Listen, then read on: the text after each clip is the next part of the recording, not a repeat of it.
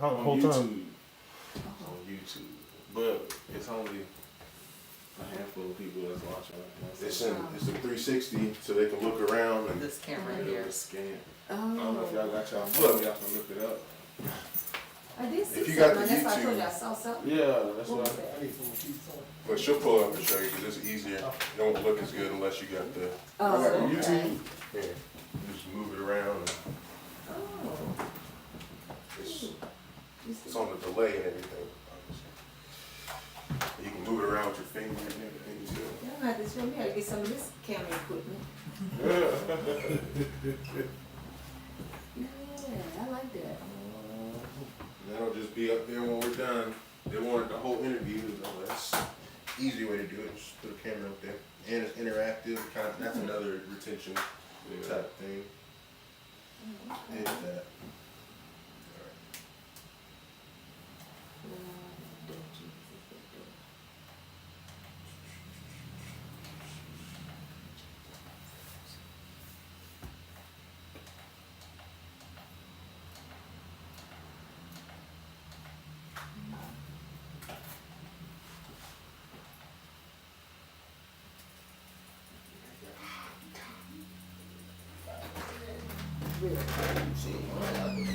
What you doing, bro?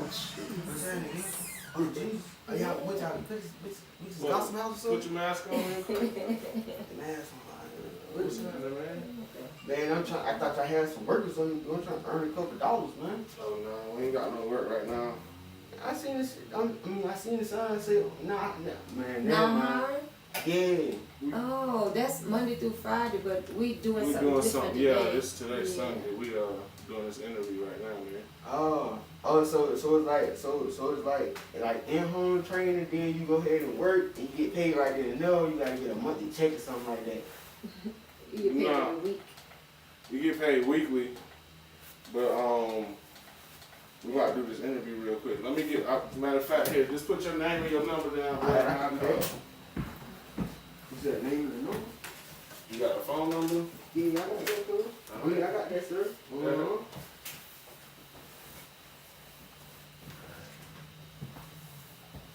I got ear cable. I Right put here. in your name. So we're gonna try to hide this. You You can did do it yourself, but we're gonna What's hide. your name? Ty. They call me Young Demiro. We got Facebook. Look me up on Facebook. Just hit me Oh, up. no, You no, know, no, bro. Alright, I'm trying to work. I feel you. I I feel bet. you, man. Yeah, y'all be safe, All man. right, you you too. too, man. All right, thank you. Bye-bye. I thought you knew. I thought you was with Oh, y'all. what y'all? That's why I was like, oh, hold on. This Where you gonna be? is our crew right here. I'm walking. Like, how you do a walk up? Ain't no side. Ain't no like. And they're gonna you come here and walk talk from- about something. Oh, I'm like, in Jesus' name. You ass on, man. I know. I was like, I thought you knew as soon as you said that. I'm looking I like. was like, hold up, bro, what you doing? I was looking at my camera like that's too close to the door right now. Yes, indeed. Is that Yeah, You got it? It is. Okay, I was Yeah, there. hold on. He was like, hold this. I got it. Whoa. That's fine. That's fine. So that lets you know what he doing. He going by checking everybody's doors. Yeah. See if they open. Look, y'all, car doors locked? Yeah, I really saw a lot. No, but I ain't got nothing in I ain't trying to play with man, but that was just a little weird. Yeah, Well, first of all, what? I mean, don't nobody, you ain't getting no job on Sunday. Talking about what you train, Yeah. then you get It's a like check some- every month. You ain't going to nobody's house that we know. Oh my goodness. Yeah. I'm really glad y'all had company today. Hold up, fella. Alright, let me read. I said, what's your Read name? your box. Okay. He said, look me up on Facebook. Look me up on Facebook. I'm Young De Niro. But if you asked him what the name was, he said, look me up on Facebook. I don't know. This week's put it in. You might got Following the room, man. Man, throw that number away. And looking for a job on Sunday at 4:13. No, he He just got walking. followers. In the pajamas. Nah, that cat look, he He lurking. was lurking, seeing if there was a door open or something. Yeah. And he saw that door open, that's why he was like, oh. Good shot. Yeah, I'm gonna show you locked up.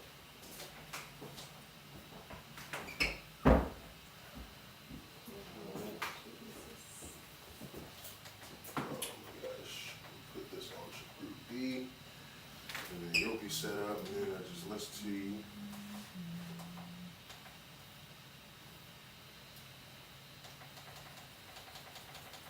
I appreciate y'all doing this. It's gonna be fun, and you're gonna be talking to your son the whole time. So I told him to dig deep and ask whatever questions he wants to. It's obviously just gonna be about the business, but there might be some how things got to the way they are. So, You said I need to hide this? yeah, we're gonna. Yeah, it would be best. And for you, if you do you have an undershirt on? Yeah. If you put it on the that's fine. Put it on your undershirt. It won't sound muted. I also have this, but that will be the closest sound, so it'll be good to have. Put that to the back.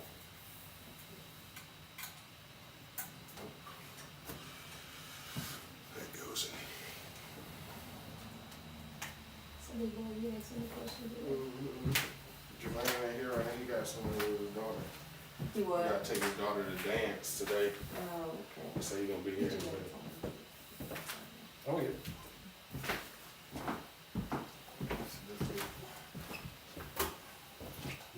And those questions that I sent y'all, Mm-hmm. those are just gonna be like a guideline question. You know what I'm saying? Where'd you get my phone? Okay, it's right here. I just looked for it. You want it? Yeah. Look at So the it'll be questions. kinda like- She already prepared all her answers. Like No, I know I did. I really didn't, because I wanted to kind of, It's just gonna be like a guideline. Well, Like, that was the thing. If huh? you feel like, I'm saying, if you feel like you need to elaborate more, or we could take a question and we can dive a little bit deeper. You know what I'm saying? Yeah. So that's just something that we're going. Come on, don't sit here and act like you don't want to talk, bro. I know you know. I already know, I ain't gonna be doing a whole bunch of talking, but. No, I know I told him that, but then again, You might You have to probably question be the one to directly. take it right over on and everything. that's what I told him too. I said, nah, matter of fact, he might just start preaching up here.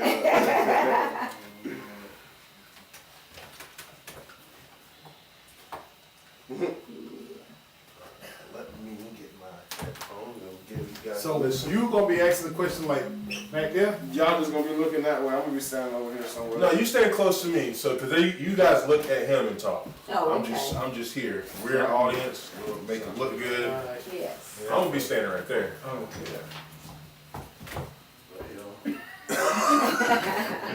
You can stand all the way up here. You can stand anywhere in front of these lights. I mean, behind these lights. That's just gonna be. And you're gonna be over here then. Yeah. I'm gonna move around a little bit, but we'll see as soon as I turn it I'll be in on. the 'Cause way this- from right here. Yeah, you're fine right there. Move those bags over. You'll be fine right there. Get you a chair too, cause diving in, So where's the camera gonna be at? I'm gonna be here. He's right there. And then they got that one that's kind of goes. Okay. I just wanna know, Just talk straight ahead. You ain't No. gotta. I just wanna know so I could be like the water boy mom. She'll be interviewed, she just gotta front the camera start. Will you guys do me a favor and talk as loud as you might in this building? Okay. Okay. Is that good? That's good. I just want to make sure I got levels good. Okay. It just depends on what you do. Yeah. Yeah. Cause if you do something wrong, then my boy. Give me a good laugh. Like a. Oh, that's perfect. That's Good? Yeah, that's perfect. So You you can hear me? Yeah. Okay. That's one of them. And then get my camera and No, hold off for on the that. strap to put my arm through. I feel more secure that way. Yeah, no, that's fine. I don't have a strap for that one. Or I take it off. I'm doing this. So we got pre-record. That's recording. Camera's going. Not yet, but we're gonna turn this light off and turn these lights on. These are gonna be very bright in your face, but believe it or not, they get a lot brighter. So we're not doing that today.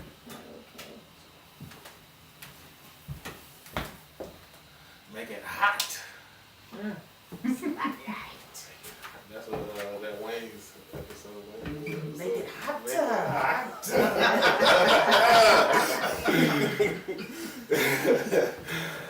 I said, put the spotlight on my family and make it hot. Oh my. Too funny. That Do I need to put that this was down? funny. I mean, you could. Yeah, turn on silent if you don't mind too. Yeah. Just stay on silent. I didn't yet. That's one, two, check. Jermaine text you. He text you. I ain't responding. Nah, Oh, what that's is? sad. Oh, Cool. man. He didn't text you. No, he text you. Okay. Let's see. Did he? My bad, I mean, slowing down. Okay. He said he better head this way. Oh, he is? Yeah. Well, he won't be far. Well, he said it ain't that Star Makers, did he? Say it again. Is it that Star Makers? I don't know. That ain't far if it is. What did he? And we'll stop whenever you get in here and just keep going. Anything on my face? Yes. But you know. That's too funny though. They was mad at him. Who? That Wayne Brothers episode, Oh. because he was doing stand-up comedy, Mhm. and his family was there. Oh, I And he- remember yeah, that. And he that's- was ragging on him. Yeah. Talking about. I gotta hide. So we missed one little light thing, didn't we? He got it on his face. See that line? Which, at the top. Yeah. I'm no good at it. You had it going good. I don't really know. That's better. That little, the round dots ain't too bad. Just that line straight across your face, that would have been. You got it? I think so. I'm about to say, I got another box I can break down right That's fine. He was on it. No, that's fine right there. What about that light in that room right there? That's not gonna bother it? Nah, it's just as long as it's not on their face. It's on their clothing. That's fine. I don't mind. It adds a little bit of something anyways. Actually,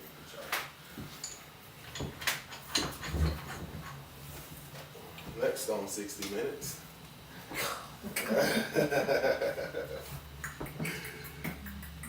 Local business owners, Richard and Monique Kennard.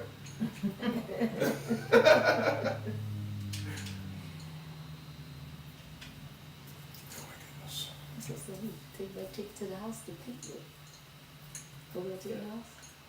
You was supposed to Yeah. paint outside. Yeah, that was something from the outside. We can use that to paint them walls. Oh yeah, I was asking about a plant, wasn't I? Yeah, you You got no gotta be plant? small. We ain't got no small plants. Beyond that, like smaller than that, like half full. Yeah, Plant with the flowers? I see this thing right here.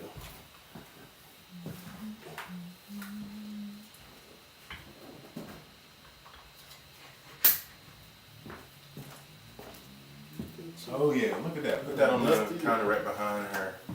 To yeah, put it up. Put it up. Right, You trying to get the dust off. Dust out. And then put it to the right so it's not coming out of her head. Keep going all the way to the edge. Yeah.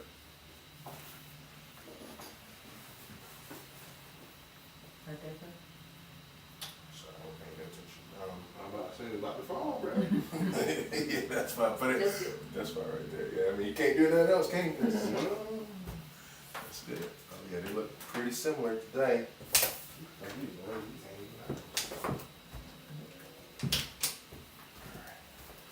And then I want a chair. Is that the only? Yeah, let me get a chair. You can sit there. She said, is there a chair in that Take my office chair. or in here? Yeah, there might be a chair now. Jennifer, you take my chair and you'll fill that chair. Yeah, let me get the one with the handles. The armrest.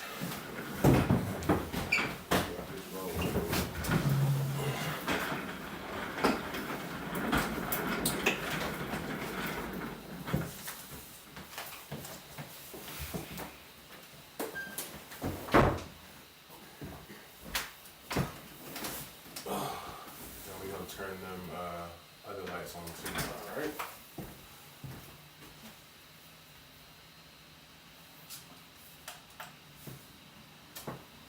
What was it?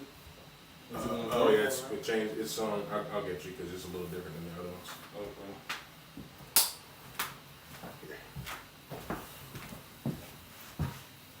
You gotta click the right knob. There you go. Oh, that's pretty. And Y'all do that studio, that's that studio for now? Yeah. Down the road? Yeah. Yeah. Okay. Y'all run that studio? No, we ain't doing that. No, that's not his studio. That is They the guy we interviewed them. interviewed that guy. Oh, okay. Yeah, his grandpa used to own that. Yeah, And used it to was be a gas station. And I wonder if he used to own this land right here too. Because he said they got a house over there. Really? Mm-hmm. Yo. I don't mind this at all, guys. You This see looks good. Huh? Trying to get song made. Yeah. No, it's just a rehearsal studio. Look at So you like back you in go the there and No, I'm trying to get Rochelle on. Oh, Rochelle, yeah. they don't have like that type of stuff. It's just like a rehearsal studio. Oh, just rehearsal. Yeah. They just got the instruments. I didn't see anything like recording wise. Yeah, it was just a rehearsal space. Yeah.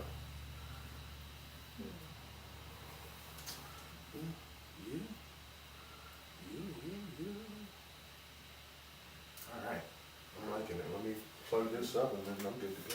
I like the way it looks though. You need your headphones? Yeah. Yeah, you can dance and see it. Big mama boy. Oh. Oh, we need the red one.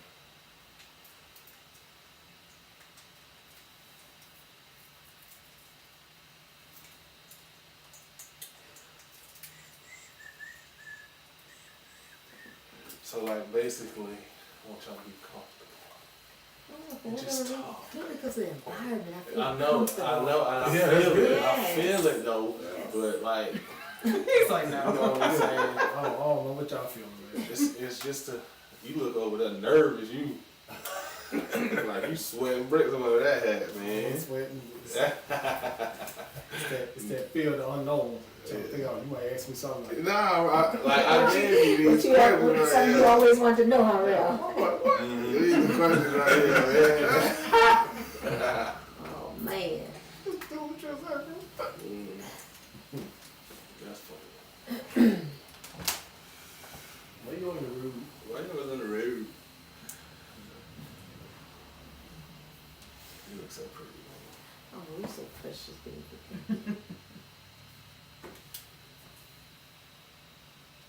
You look handsome,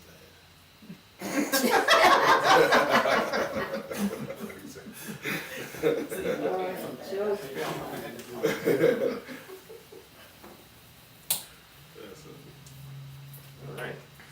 Alright. So y'all ready? Whenever y'all are. Alright, so first. Go ahead.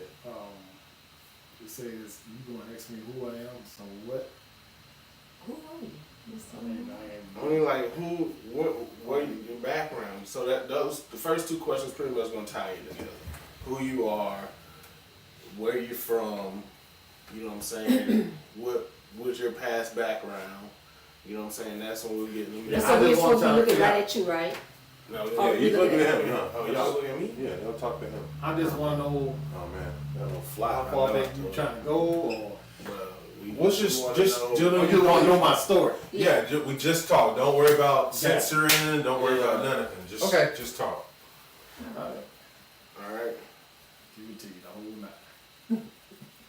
Yeah. I'm texting Julian. I'm gonna move this to the right. Chilling right though too. No, I don't hear him. I don't hear him, so it's okay. Oh, I said I was trying to catch it on earlier, and then I was like, oh, I'm on YouTube, man. I'm trying to catch this guy. oh, the YouTube thing still going now? Yeah, that's it right there. Okay, cool. But they can't hear us. They can hear you. Yeah. They can hear now. That's right, yeah, they get to see who you really are. Okay, okay.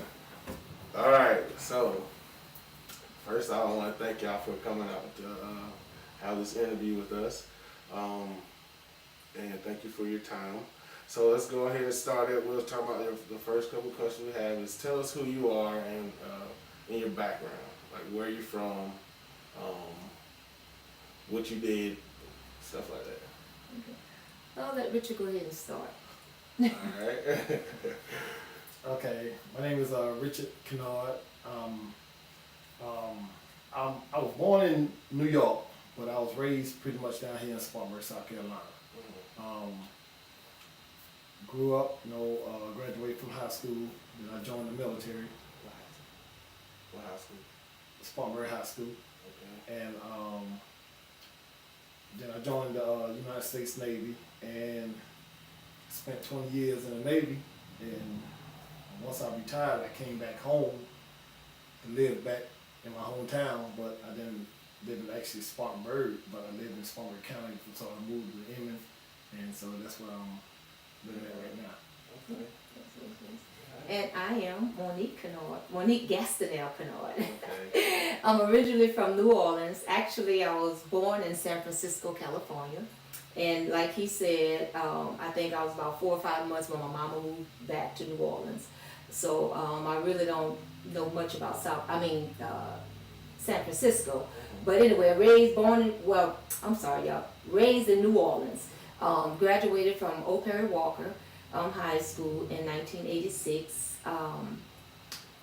Had my first child in 1986. I was actually 5 months pregnant walking across the stage.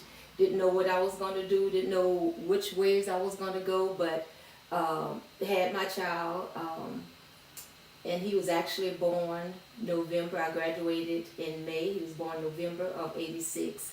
I met my husband, Richard Michael Kennard, in 1991, I believe it was. Actually, I met him in November of '90, and we were married in '91.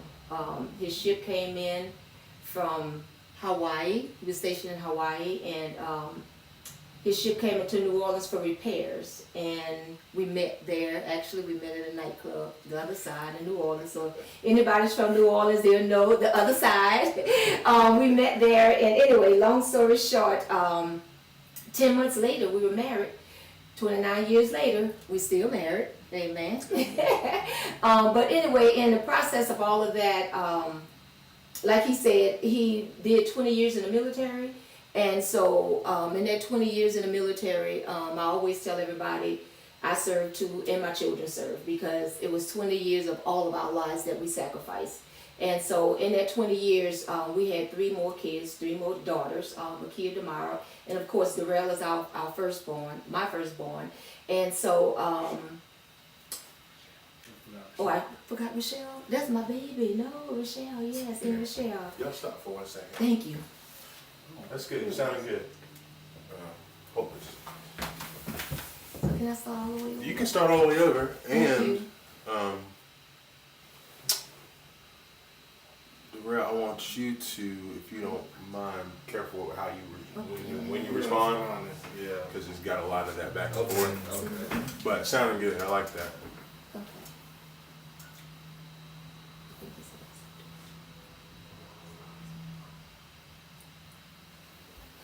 Just tall. Just tall. It's good for content. Everybody can hear. It's conversation. Yeah, they can hear It's on on YouTube. YouTube right there. We like, man, they're whispering. So you want him to start over too? No. But listen, what I want is after you finish talking about Makia, Damara, Rochelle, I'd like for you to talk about like the places that you were stationed and stuff. So we'll go back to your military Please background, sound station. I got you. station, and let's talk about some of your, like maybe some of your tours. Yeah. And then once we finish with that, then we're gonna build on the foundation of pension. You see what I'm saying? How you came home and pretty much mom started the business right before you retired, so that way we had some, you know what I'm saying? Yeah. And then once you do that, then we'll swing back over to you and we'll start talking about. Okay. Y'all gonna edit this, right? Oh yeah, absolutely. Yeah. But yeah, mention Spartanburg High School, class of '86. You know what I'm saying? No, '88. Yeah, '88. It is '88. Yeah. But mention that. You know what I'm saying? So mention where you grew up at, Highland. Oh yeah. You gotta, you know what I'm saying? Like I was trying to get everything. You know what? I thought y'all might be like on a timing thing, so nah. that's the reason why I was trying to chop it up. Don't do that because To you get know this- what I'm saying. Just we want the more content we have, the more we get to chop it up. Okay. You know what I'm saying? Exactly. And like, the more we get to see the real you and who you are, All right. where you come from. Yeah. And know I what I'm guess saying? when y'all edit the things that's good and Right. take out the bad. Right. Alright. Just like that video we did on, man, it was only like 3 minutes that we showed, but it was probably like a 50-minute interview, right? You know, give him 3 minutes. Hour 50. But I'm just saying. It was, you know, it's not necessarily the good or bad. It's like I'm just saying. just the story that came out of it. Yeah, the Yeah. story.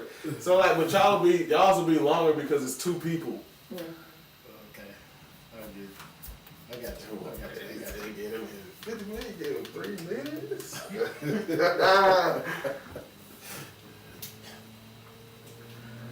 Yeah, so when we start talking about pension, we'll start, don't forget to mention, you know what I'm saying, just, you can talk about how you got it started, and then how you're building and where we're building to. You see what I'm saying? Yes. So we're talking We're from gonna start from the top. Alright. Take 2. Ask your question. Alright. Mm-hmm. You can ask questions. Alright, so tell us who you are and tell us a little bit about your background. Okay. My name is Richard Kennard, and I was born in Brooklyn, New York. I moved down south, South Carolina, Spartanburg, when I was about 8 years old, and I, finished up my young adulthood. Graduated from Spartanburg High School. I grew up in the neighborhood called Highland. It was a little rough neighborhood, but most people say that it's gonna be hard to get up out of there. But one thing that I always had in my life that I trusted was that that there was something better than what I had actually here where I was at, and so that made me want something different or want something more in life, and that's what led me to either go to college or join the military. And at that point in time, parents and stuff didn't have a lot of money to go to college, so I joined the military. I joined the United States Navy in 1988, a couple months after I graduated, and went to boot camp in Great Lakes, Chicago. And I did my first tour in Pearl Harbor, Hawaii. Once in Hawaii, ship went to New Orleans. I met my wife, and the rest is history. I spent 20 years in the Navy. I retired from the Navy, and that would lead me to where I'm at today. Yes. And my name is Monique Kennard, and start a little Monique Gastineau Kennard. When he met me, I was a Gastineau. But anyway, I was born in San Francisco, California.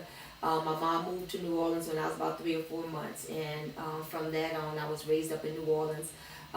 Raised up actually in the Ivoryville Project in New Orleans, and then from there we moved over to the West Bank. I have 8.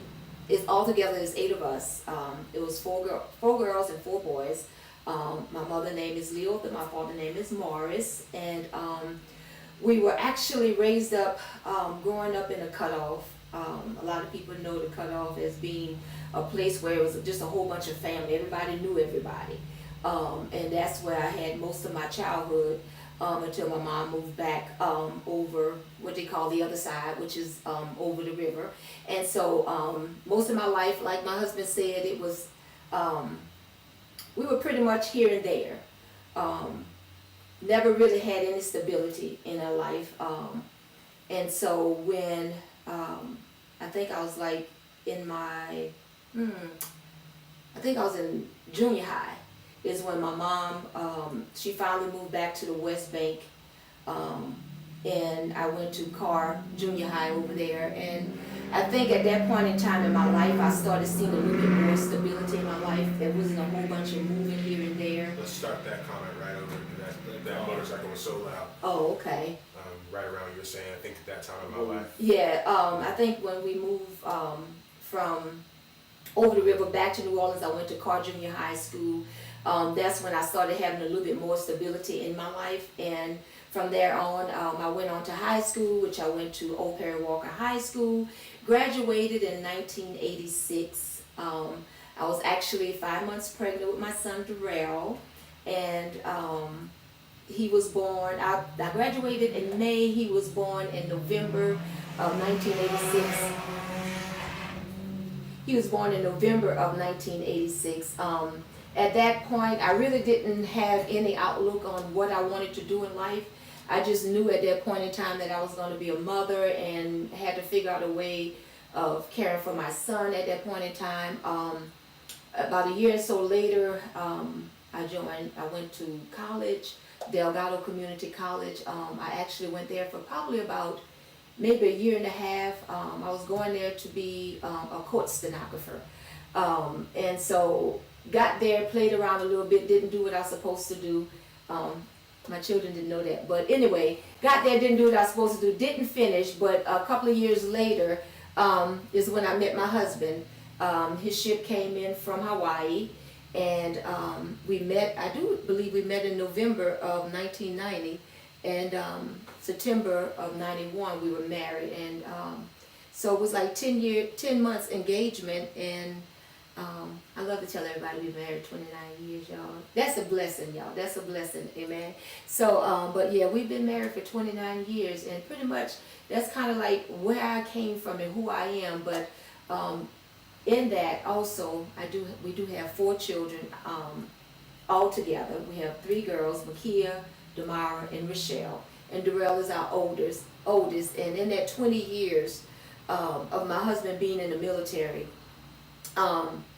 it was very difficult having 4 kids, and a lot of times with him being on the ship, they would go out for 6 months deployment, and so that left me at home kind of being a single mother, and I had nobody to depend on because we was actually in areas that we didn't have any family. And so in that 20 years, I believe that we I think we were stationed in Texas. I joined you in Hawaii. We were in Florida, Jacksonville, Florida, and then we was in South Carolina a few times. But and most of that journey, we didn't have any family around, and so it was really difficult because he would go away for 6 months, 8 months at a time on the ship, and so that left me, like I said, being a single mother. That left my son actually being the oldest of the 4. A lot of responsibilities, and then one of the other things that we endured too while being in the military is that we had to move around so much, and I believe that Darrell, he got the bulk of the military career because he went from school to school to school. But in some sense, I think that gave him a sense of adapting to who he is today. He's a very friendly and outgoing young man, amen. And living here in South Carolina, it seems like everywhere we go, somebody knows Darrell. So I think that gave him some value. But as a family, it kept us knitted together. We are a very close-knit family, at least I feel like we are. And because at the time, all I had was my children and my husband. And what the military gave to us was the fact that we were able to thrive even though we didn't have family around. And so that made us a lot closer, my children and my husband and myself, because even when he would come home, the closeness that I felt that we had, was a bond that even to this day nobody can break. And sometimes it's very hard because outside family, they look at us and they sometimes think, oh, y'all won't let the kids go. But it's not that. It was just that growing up or when they were younger, we didn't have anybody but ourselves. And so, we went everywhere together. We did everything together, and that just built that closeness that we had. And so when my children, got up and wanted to go away to college, it was hard for me. But I did tell them, if you want to go away to college, you can go away to college. But a lot of people thought we just wanted to keep them close. It wasn't that. It was just that they felt comfortable being close to us as well. And so a lot of times when people look at us, they look at us and they think that we won't let our kids go off anywhere. But it wasn't that. It was just that in that 20 years of bonding, we were all that we had. And so we built a foundation with our children and our family. And so I think that we have a very close family even now. And we're very involved in our children's lives, and we're very involved in even our grandchildren's lives. And I love every aspect of that, because that's what family is all about. And I am very big on family. And also in that military career, I started doing home health care, and I started caring for elderly because it was a job that was available to me, so that because my husband was away so often, I had to find a job that would accommodate me being home on the weekends, accommodate me being home when my children got off from school. And so being that I was caring for individuals in their home, I was able to make my own schedule. And so I was able to be there for my children, and I was also able to be there for them on the weekends. And so everything kind of just neatly fit together.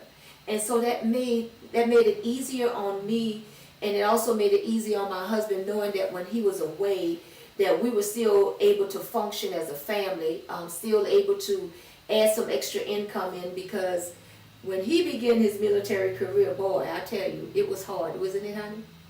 How much did you used to make every week, every 2 weeks? Because they got paid on the 1st and on the 15th. Do you remember what it was? It was, I believe it was like, I'm thinking it's somewhere between like $250, maybe $300. I mean, my first paycheck in the Navy was $125. So yeah. that's one thing I do remember. Yes. Talking about your neighbor. Go ahead. So, Yeah, the Navy. and you know, I mean, understand like what you're saying. Yeah, it was hard. Cause before I joined the Navy, I used to work at Adidas when they first opened up. So I was making way more at Adidas than I was in the Navy. Because when I got my first check in the Navy, it was like $125. But you know, being in the Navy and being around different people and things, you come across a lot of different people that show you or teach you different things in life. And that's one of the aspects that, you know, God had placed a lot of people around us to show us different things and to teach us things. And so the guy had told me, he's like, he saw that I was upset when I first received my paycheck. He saw I was mad and everything. But, you know, he came to me and he sat me down and he told me this. He said, look, he said, sometimes you got to decrease in order for you to increase. And at that point in time, you know, I heard what he was saying, but it was like something that you just didn't want to hear, because you was looking more at, this is all I have. But, you know, as I sat back and it came back to me and I realized exactly what he was saying. Like sometimes you have to decrease in order for you to increase. So sometimes I had to take another job. I left Adidas and I took a job in the Navy, and my paycheck was a little bit lower, but little did I know that if I just would have stayed the course, that eventually it would go up. And so that's what I learned from that. And you know, over the years and moving up in rank and doing this and that, you know, I saw that the growth that took place in my life, and it allowed me so many other opportunities, not just for me, but also for my families that they wouldn't have had if I didn't take that route in life. Yeah. And also, when I heard you say, you know, that Alright, it's a good stopping point.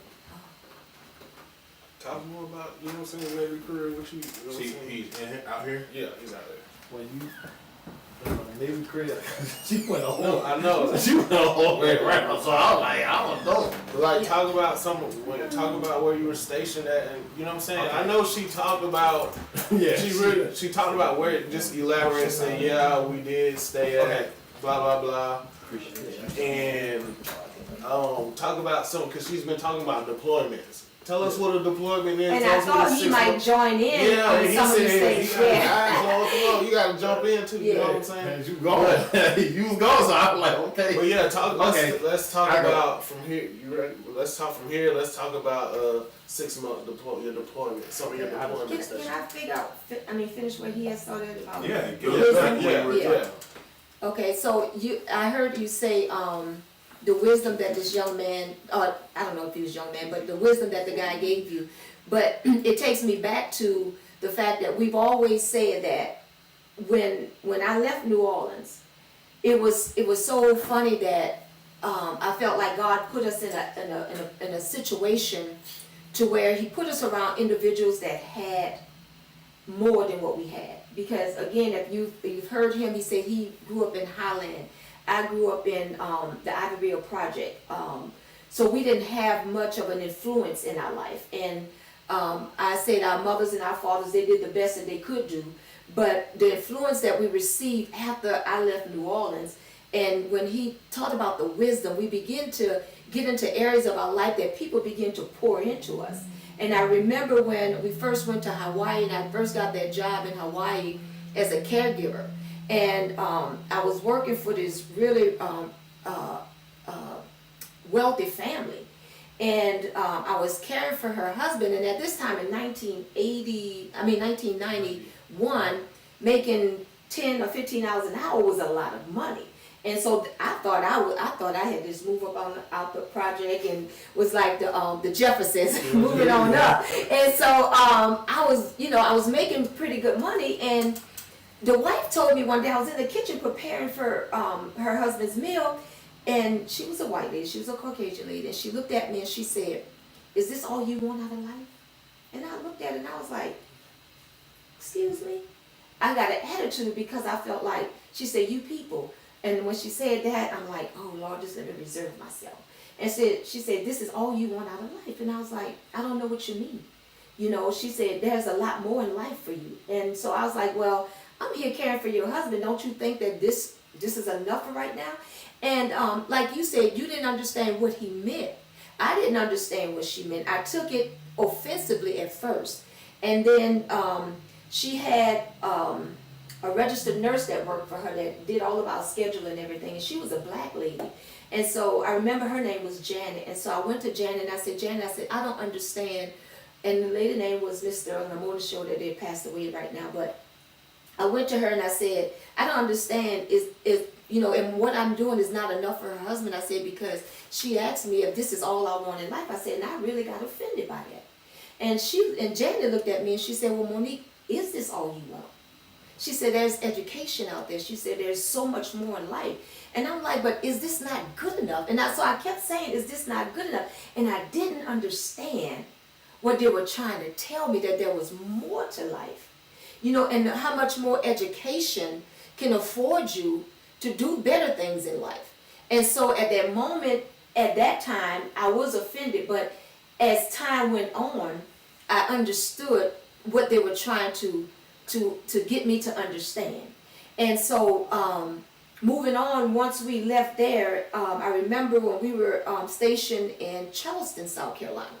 And I was still doing, home health and home care. And I remember I went to this older gentleman home, and his son name was Hezekiah. And he was an old black man. And I mean, he lived in his house, it had holes in the floor. And he told me one day, he said, I should have bought that $2 bill with me, because this was in the early part of 91 as well. And he set me down. And I'm like, he said, "I want to talk to you." This was the father. And I was like, "Yeah." He said, "If you look around my house," he said, "you think I don't have anything, right?" And I was like, kind of scared to answer him, because the house was like just toned down. He said, "But let me tell you," he said, "I own all type of property."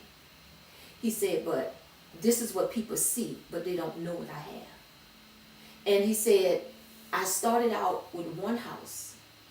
And he said, when I got that house," he said, "I took out a mortgage and I bought another rental house. And he said, from there I built on." He said, "I didn't take my money and I didn't go scrounging." He said, "I didn't go buy this and I didn't go buy that." He said, "I began to build a wealth for my family." And he said, "I'm going to give you this $2 bill, which I still have today." And he said, "I want you to put this down on your first rental property." He said, "Because I want you to have many rental properties."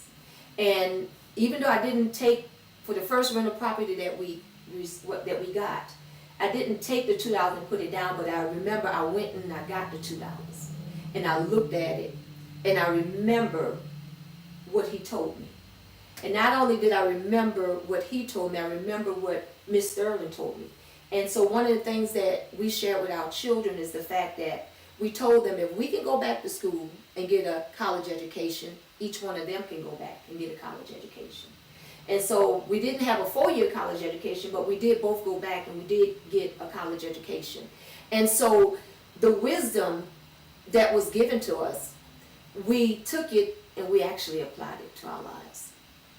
And so, you know, over the years, I just know that the wisdom that we received, we applied it so that, and then we not only applied it to our lives, but we also try to tell our children and give it to our children because we didn't have it. But God saw fit to make the door open so that it was poured into our lives. Yeah, and well, one thing that we want to just elaborate on is that, you know, first thing first is that we truly believe in God, you know, and that's our source, and that's what keeps us going. That's what motivates us each and every day. Is that, you know, we know that not anything that we have is not because of something that we did on our own, but it's the fact that God has truly blessed us and allowed us to have it.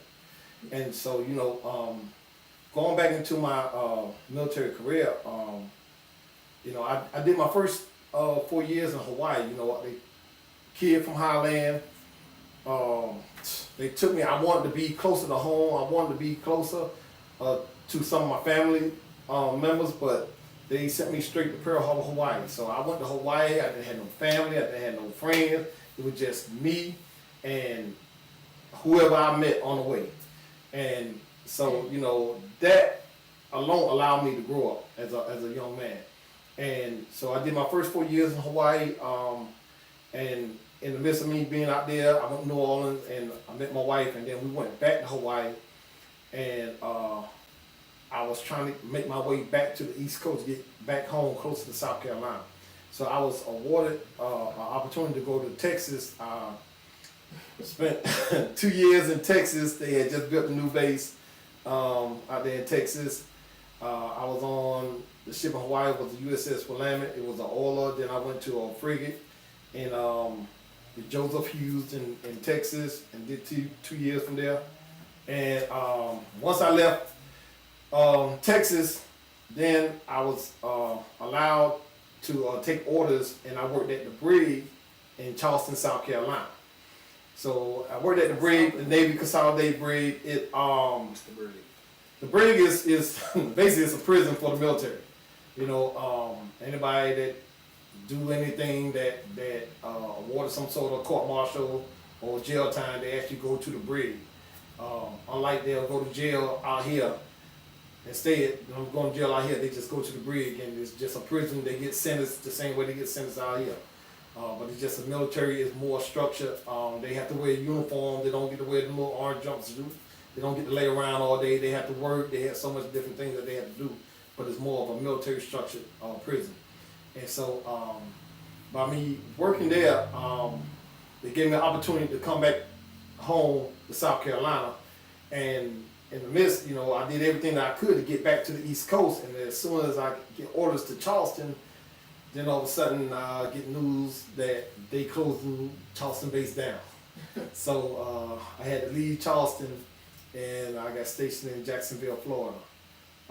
Went on the John F. Kennedy aircraft carrier, and I did a couple years over there, and then I came back to South Carolina, but this time I came back, I was a recruiter.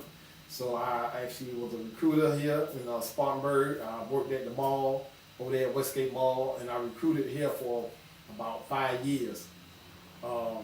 Different high schools that I had, that was mine. In the midst of me recruiting, they sent me to Guantanamo Bay, Cuba, because I had to go deal with the Talibans and stuff that was over there.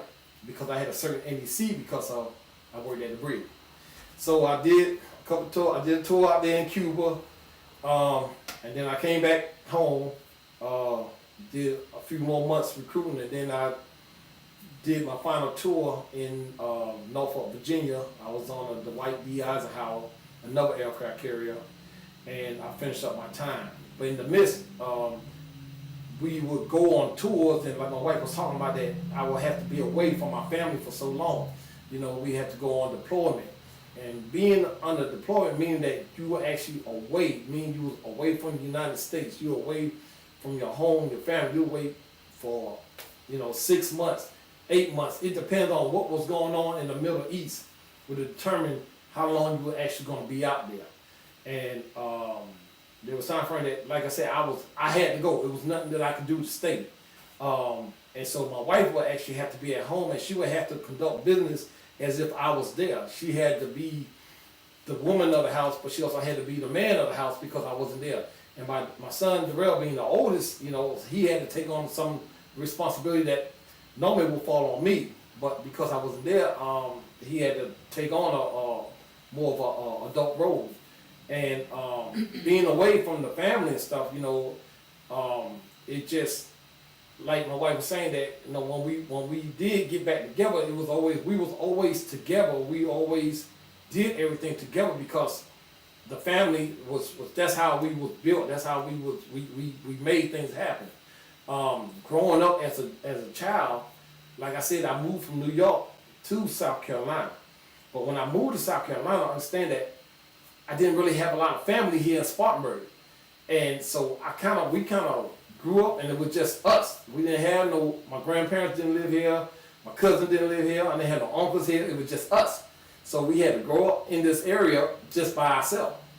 And so when I did have my family, that what made me want to be with my family more, and everything was all about family because of the family structure that I didn't have growing up.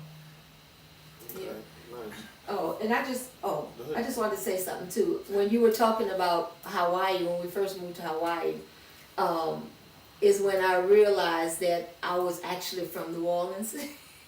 And the reason why I say that is because I would tell people, I've met friends out there because I had to meet friends very quickly because I can remember when we first went out there, they had a little hurricane or something that came through, and all of a sudden he was gone. And I mean, we was out there for maybe a month.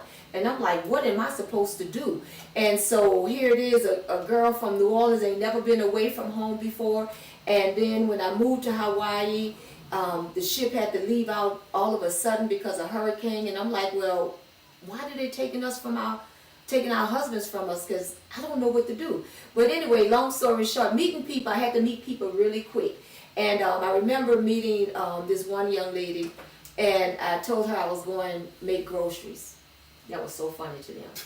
And they would ask me, how do you make groceries? And for the love of it, I didn't understand what they were talking about. I said, you're going to make groceries the way you're going to make groceries. But of course, I'm from New Orleans, and everybody in New Orleans, they make groceries. She's like, you mean you're going grocery shopping? I was like, no, I'm going to make groceries. So to me, it was like I was speaking foreign to them. And then don't talk about the orange. And when I first met my husband, this is so funny. I was gonna fry some chicken or pork chop or something like that. And I asked him to go to the store to get some Earl. And he's like, she wanted me to go to the store and get a man? And I was talking about cooking oil.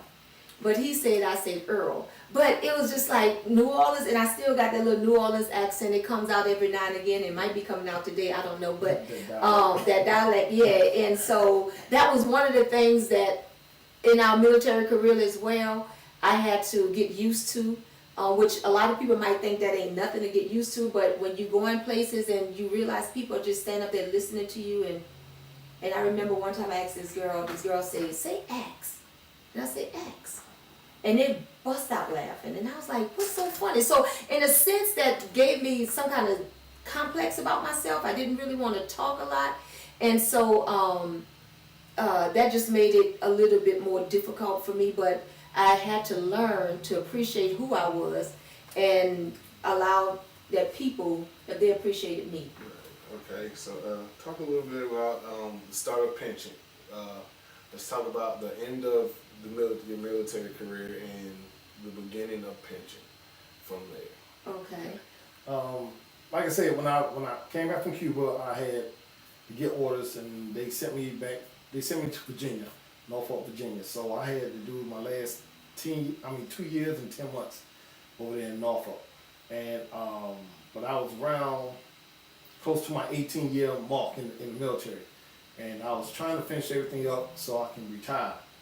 But I didn't really have any idea of exactly what I was going to be doing once I retired.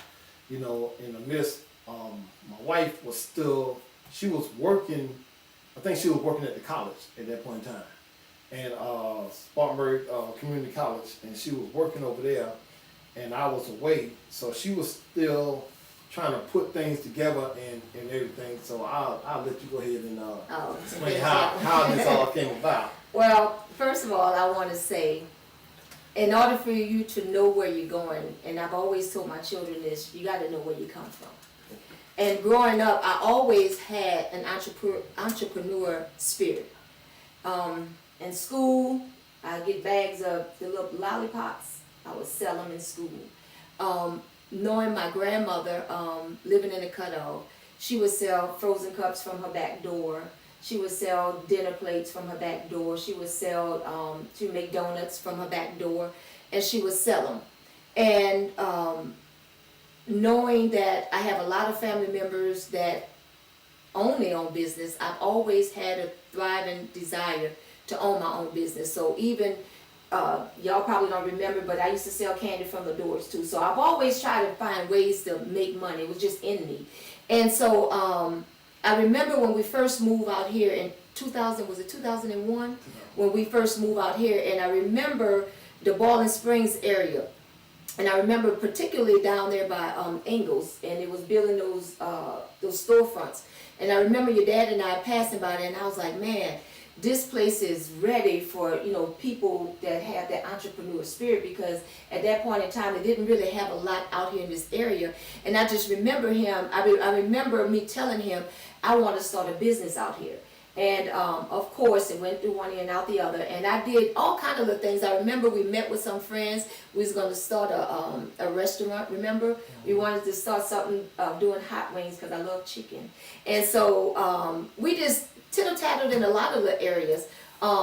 Cooking from New Orleans is one of the things that our family love to do. I don't particularly love the style of cooking from home. I love more or less the fast food cooking part of it. But anyway, long story short, that didn't work out for us. And so, like my husband said, in that last 2 years before his retirement, I had just finished college, and I got a job at Spartanburg Community College, and I was working there, and I was working full time. He was recruiting. And with his recruiting, he was able to, because the girls were still very young, and so he was able to get the girls from after school, daycare, or school. And so I remember he received orders on a Thursday. Was that right? A Thursday? Or something, whatever it was, he was gone in 2 days. So here I am left in a situation again where what in the world am I going to do? Because I had, Darrell was in high school, and then we had the girls, and I think I still had one baby that was still in daycare. And so I'm stuck now with working a full-time job and trying to muster up how am I going to get these kids home from school. And see, the thing about the military was an area that it supported us. But when Uncle Sam called, and everybody had to line up with what Uncle Sam wanted to do. And so that put me in another position to where I was just like, what am I going to do? And so I remember going to talk to my supervisor on my job, and I was trying to find ways to accommodate my situation at the time, and I asked her, can I take a later lunch so that I can go home and be there, pick my kids up from school, and then by that time, Darrell would have probably gotten home from school. And this lady was awful to me. And I'm like, my husband just got called away, you know, and he's going to Cuba. He's fighting in a war for our country, and y'all can't accommodate me on my job? And so she even went all the way up to human resource, and I'm not going to get all into that, but anyway, to make a long story short, they denied me the opportunity to change my lunchtime. And so I was contemplating quitting, but again, at that point in time, we had just moved into our new house, and so I was like, okay, our income, you know, have to balance one another. So what I did was I got up a whole bunch of flyers. I made flyers, and I started just cleaning people's houses. I remember the first time I made the flyers, about 1,500 flyers that we made. And I don't know if you was there, Darrell, but on one Saturday we went out and we put out, you was there, we went out and put out 1,500 flyers. and all of the Walmart parking lots. And out of those 15 flyers, I got 3 people to call me to clean their house. And so at that point, when I would come home from work, I would go and I would clean the houses. And in cleaning the houses, I actually began, they were all older people. And so as they were just saying, well, you know, we need more help, blah, blah, this and blah, blah, that. One day I was on my way home from cleaning one of the houses, and I don't know if y'all believe in the power of God, but I believe in the power of God. And in my van when I was driving, something just said companionship. And I looked around and I swear I heard a voice in there. And I was like, companionship?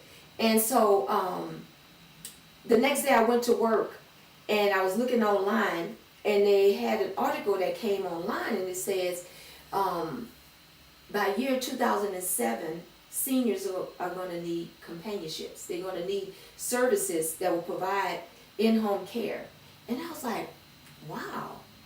And so from that point on, I just started investigating just a little bit more. I called my husband, I was all excited, and I was like, hey, Richard, I'm gonna start this business. And I was just telling him all of the details, and I was like, I'm going online, I'm gonna get this book, and I got all of these books, and I got all of these manuals, and I'm sending it to him, and I'm like, honey, I want you to read all of this on your spare time. I said, and tell me what you think about it. And he was at that point, he was like, well, Monique, whatever you want to do, he said, just go ahead and do it. And so I was like, okay, then fine, I'm gonna do it, I'm gonna do it. And so while I was at work at Spartanburg Tech, they actually had a part-time job that came open, and so they actually called me and asked me if I wanted this part-time job, which made everything kind of begin to fall in line. So now I had this part-time job here. I was able to still add, provide for the family, help provide for the family, and then start the business as well. And so got into all of those details, and my husband and I, we prayed about it, and we just kind of went forward. And one of the things, in going forward, I went to a couple of people asking them what they thought about us starting a business. And I got a lot of negative feedback. And at that point, I realized I had to shut everything down, because everything is not for everybody.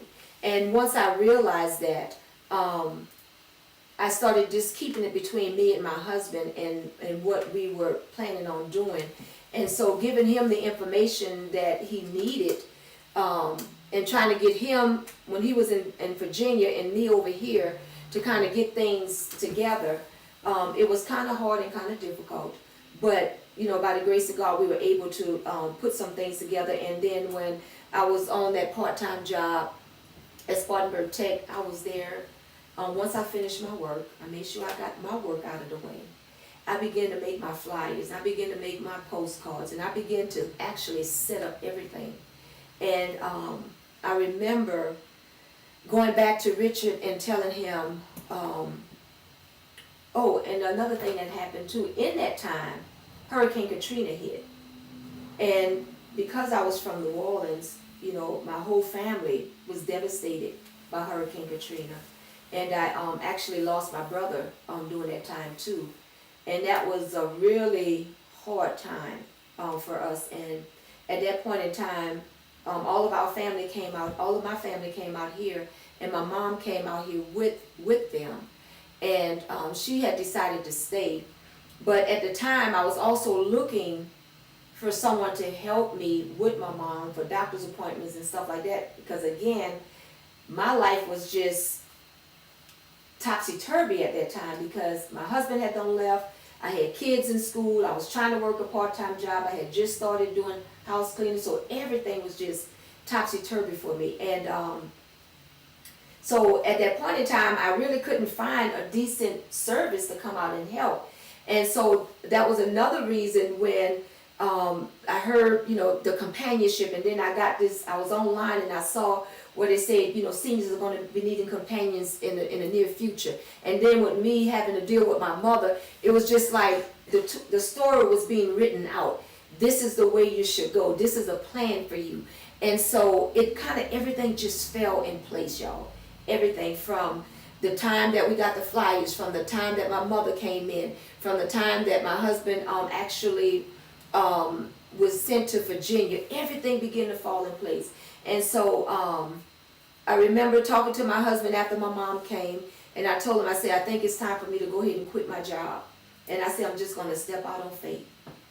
And at that point in time, that's what I did. I stepped out on faith.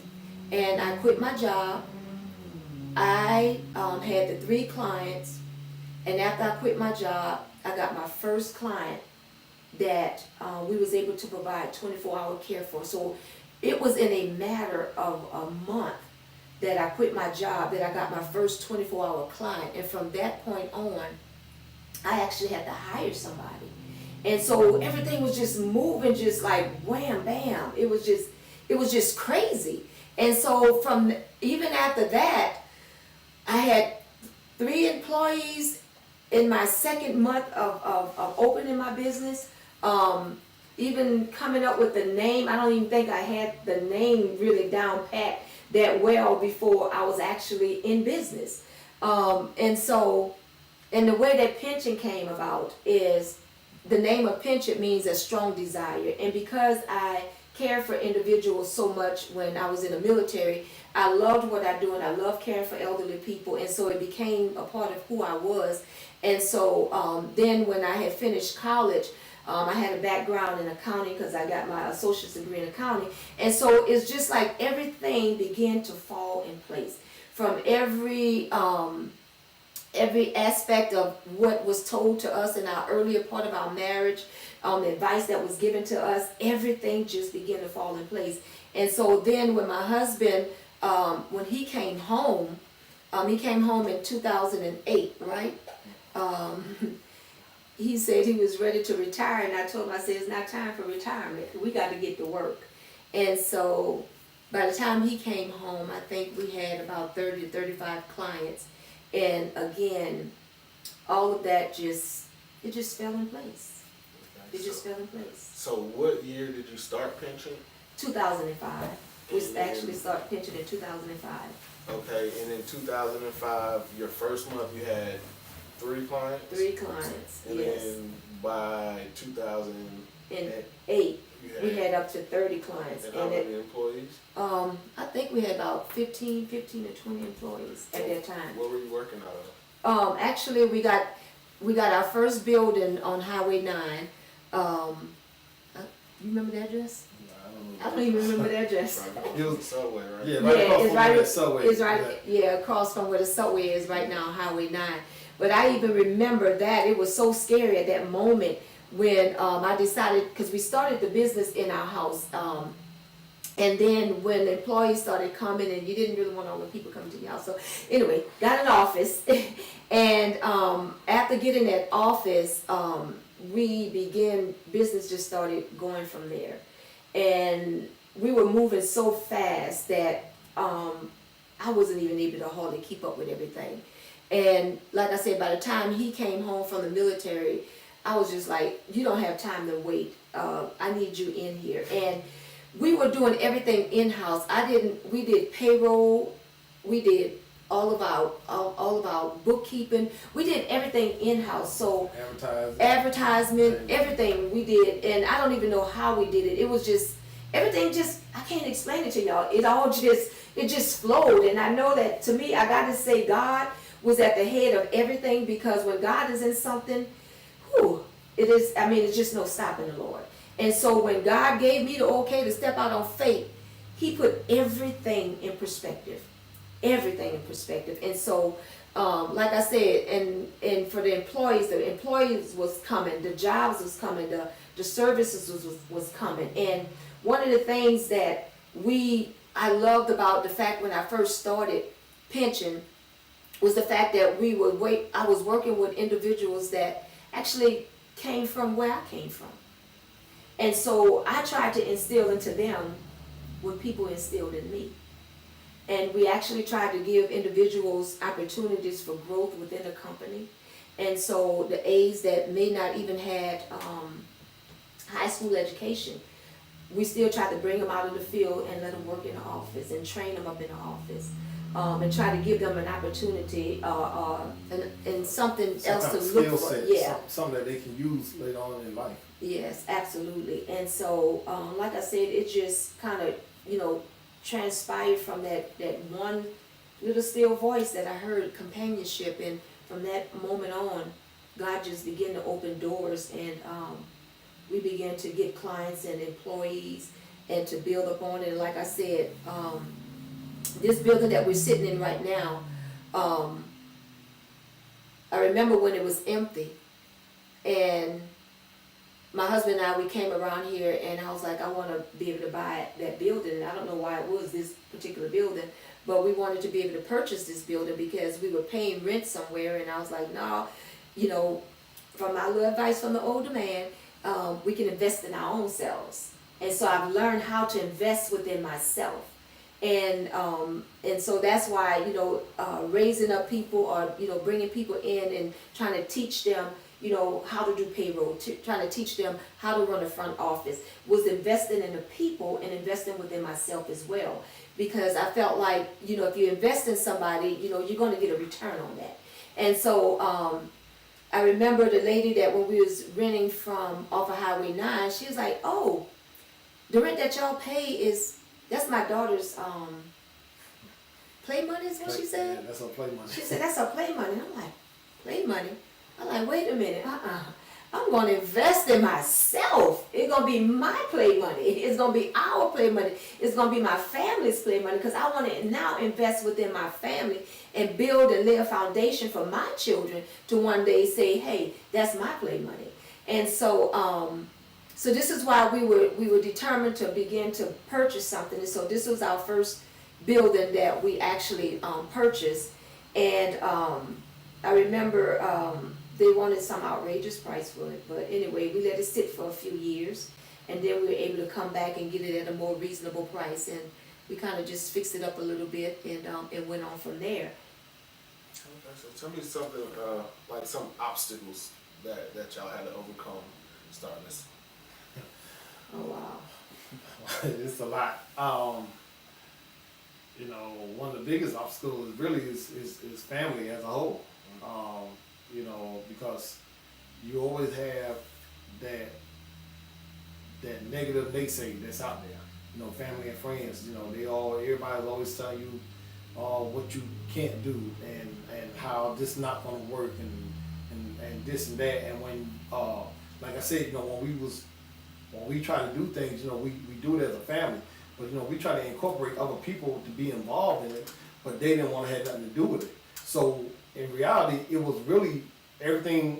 In order for us to do everything, we had to incorporate just the inner family. You know, it was days where, hey man, you got to get up. We need help. We got to get out here. We got to go pass out these flyers. I know the time frame you didn't feel like doing it.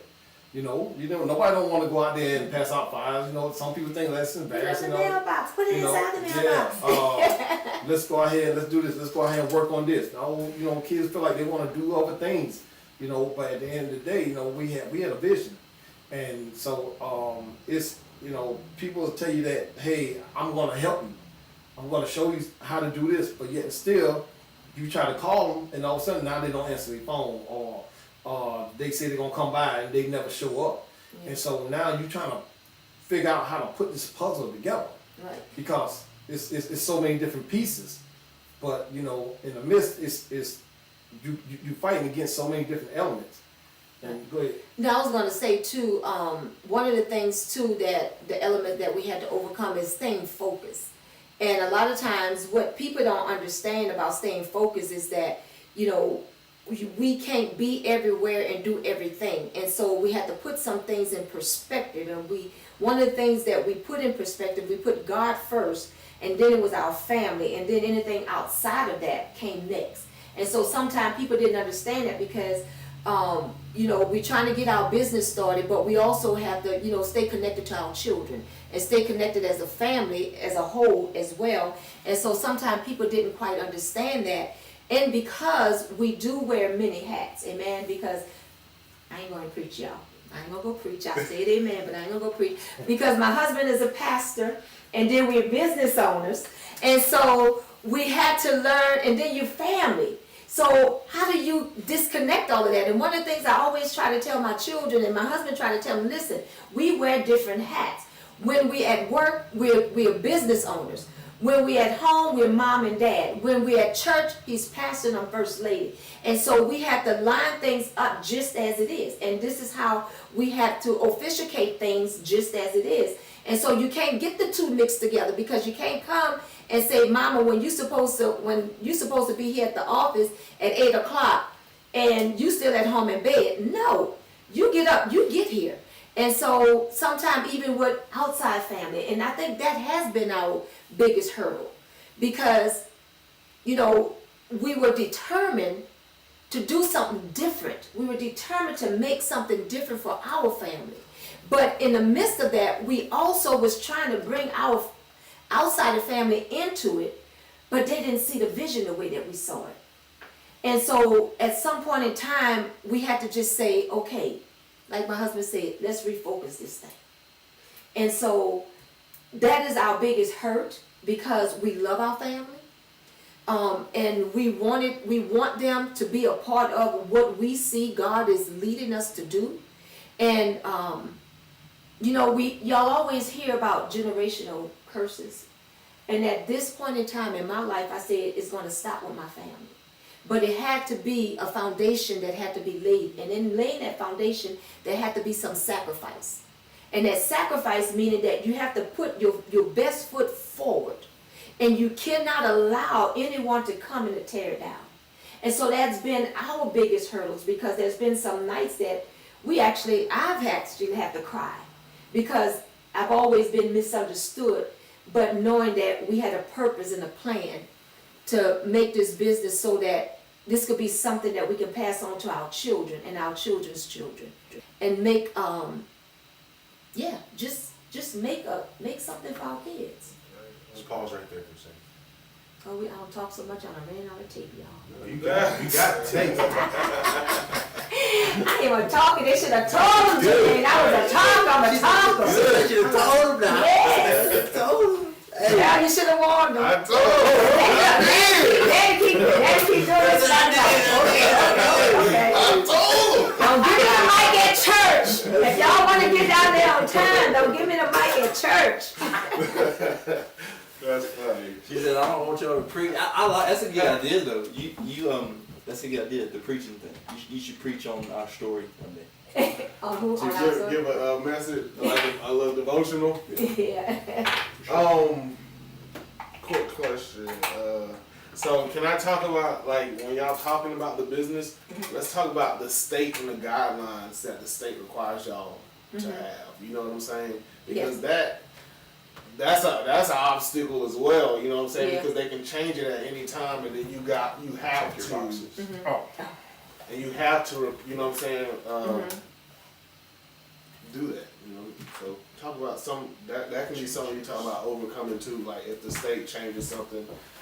But the family have been I'm just saying, obstacle.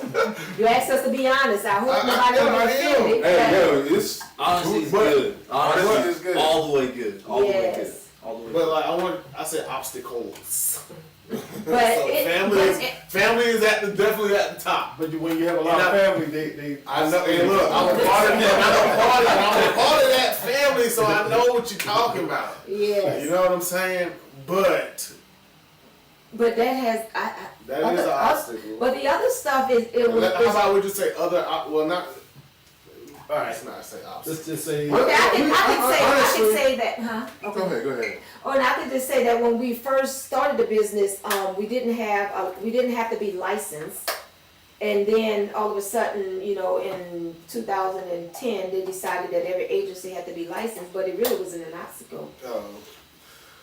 Yeah, That's kind of informative when you That is good, when you yeah. let people know what it takes to get to your business. You know, licenses, restrictions that they may hold against you. That's kind of informative for someone that may hopefully be watching that may want to kind of follow your footsteps. And I know one of the biggest obstacles was the fact that when you first got started, you was going to people and asking for help, and people kind of like were just pushing you to the side and not giving you everything. But then one of the things that we were talking about, God led you to certain people.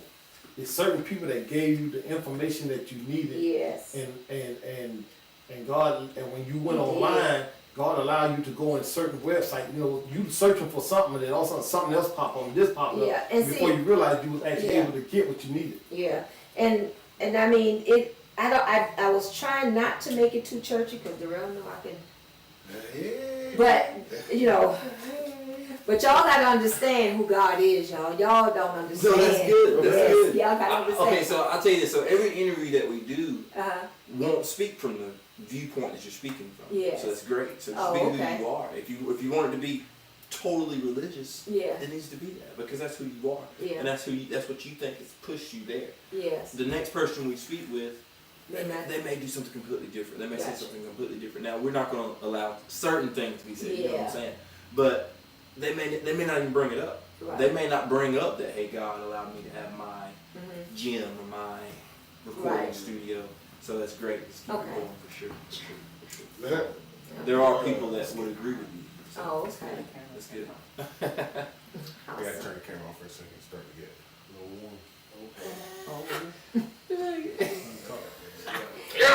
Oh, move on, cause I mean, hush it. Now I'm just joking. Like, let it run out. Man, it's okay. It's alright. Family, it's okay. And see, this is how you have to take life, y'all.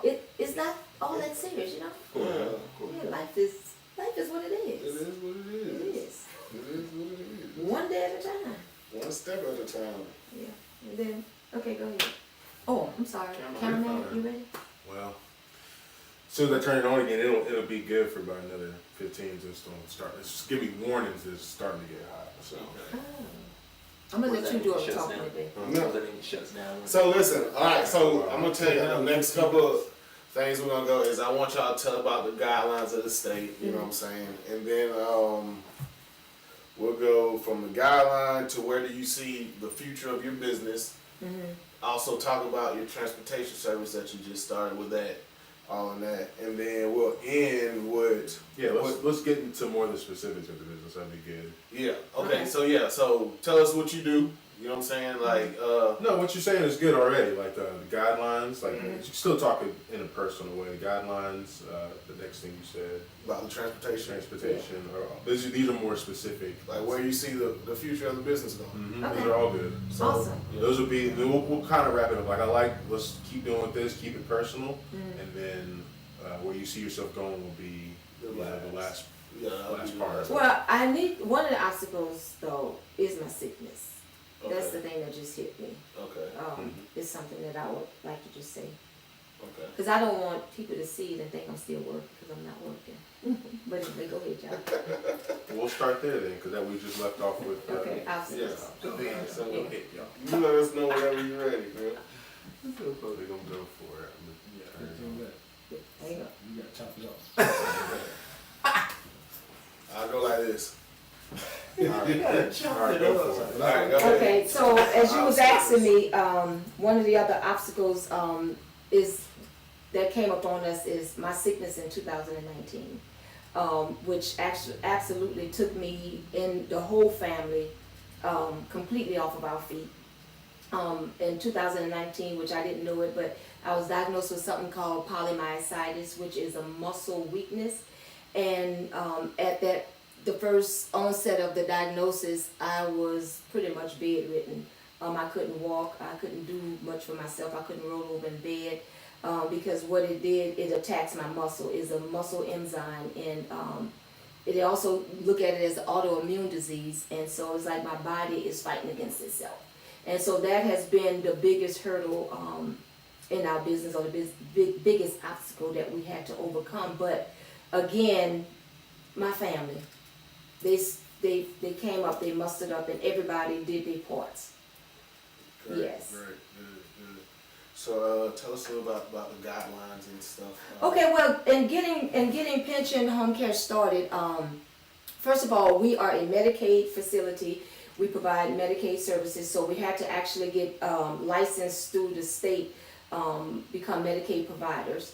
The other thing is, when we started in 2005, the state of South Carolina, they did not require for us to be licensed as a home care agency, but I think it was in 2010 that they made it to where every agency had to be licensed, and so they kind of grandfathered us in.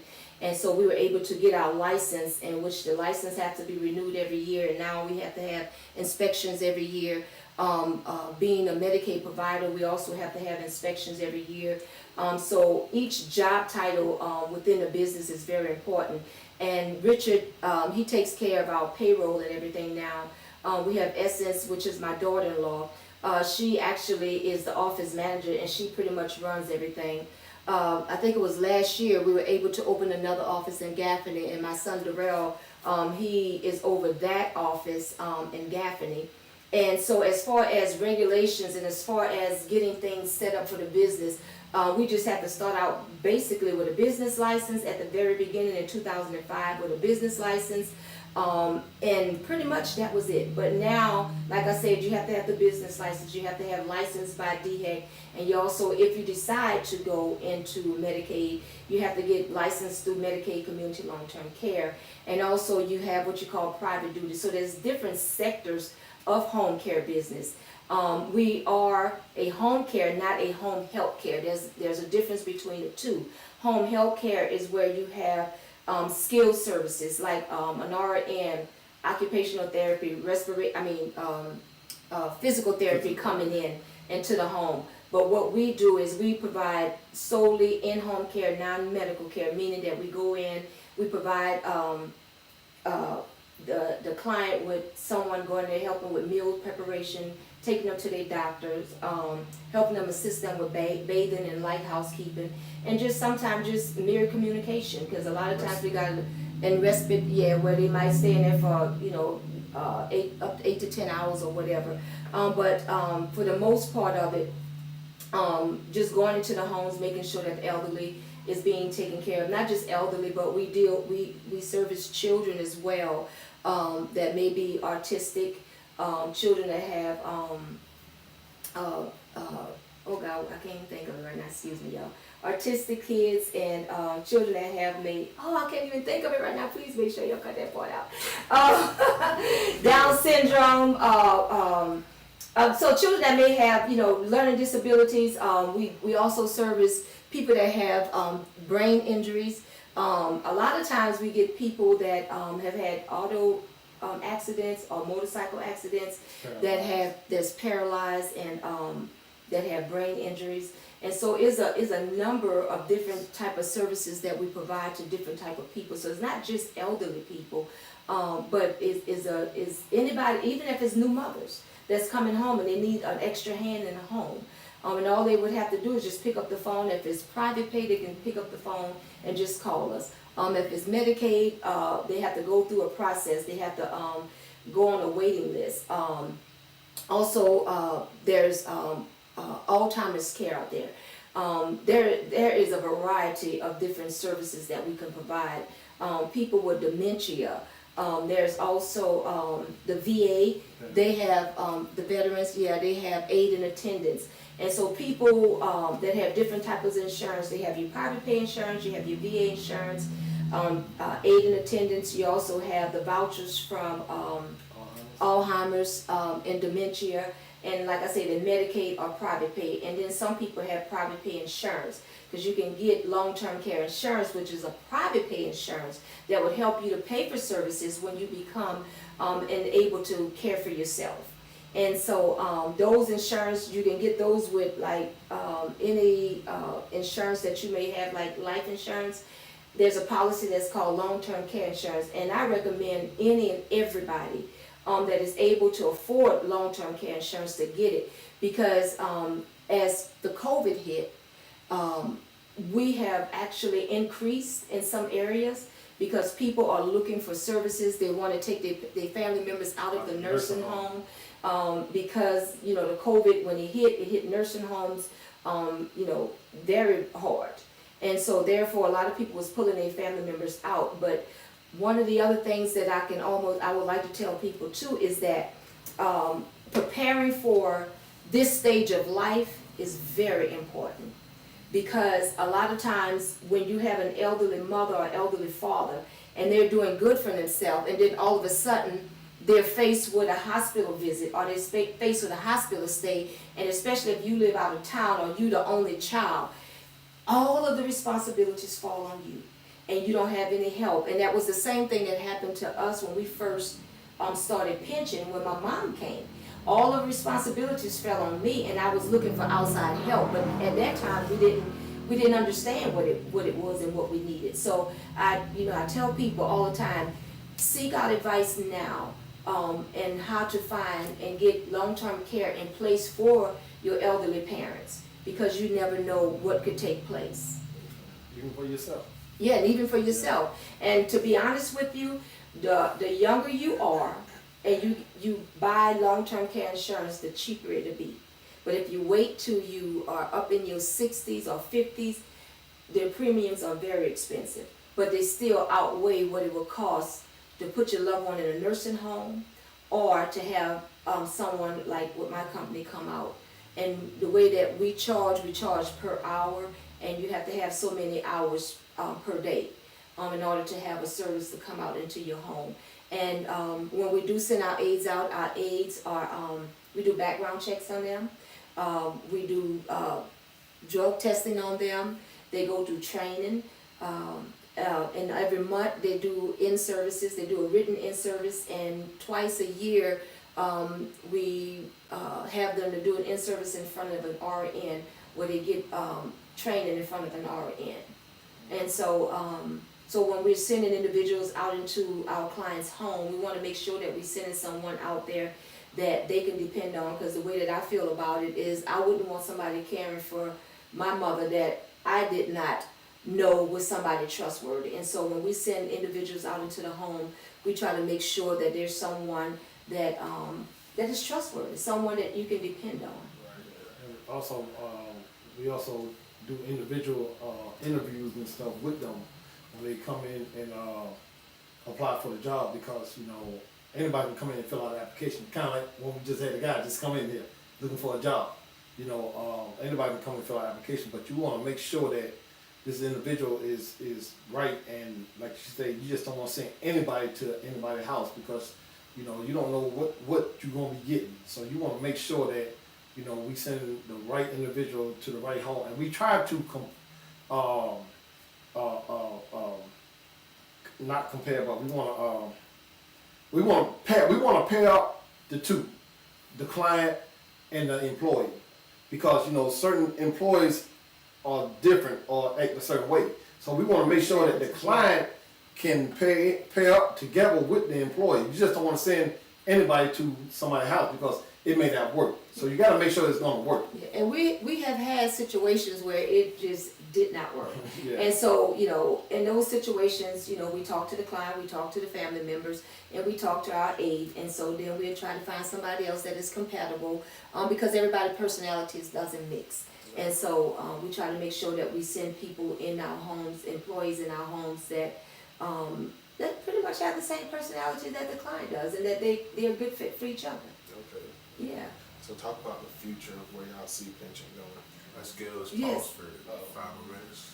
Alright, give it a little See, I break do all that again. talking, y'all. This No, it's good. It's all right. We made it. But that was good though, because you gave a lot of insight on what what you require about the business. And how Yeah. it is. Check on this other one. You should have counted out 2 times. Yeah. Sir, no, I did not, sir, no, I did not. Sure you missed it, man. Dude walk over here earlier. Y'all hiring, right?